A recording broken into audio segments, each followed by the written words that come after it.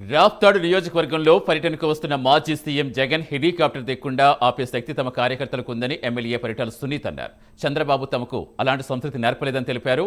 గతంలో పరిటాల రవి పులివెందులకు వెళ్లినప్పుడు అడ్డుకున్నారని చెప్పారు. ఒక చావును రాజకీయం చేయడానికే జగన్ వస్తున్నారని తెలిపారు. జగన్ రెచ్చగొట్టే వ్యాఖ్యలు చేయకుండా బాధిత కుటుంబానికి సాయం చేయాలని సునీత్ సూచించారు. ఆ రోజు పులివెందులకి పరిటాల రవి అని వెళ్ళినప్పుడు అడగడగినా చెక్ చేసి ఆయనకు ప్రాణహామీ ఉండదని తెలిసినా అడగడగినా చెక్ చేసి కేవలం 3 బండ్లు మాత్రమే పంపించి అక్కడ కోర్టులో కూడా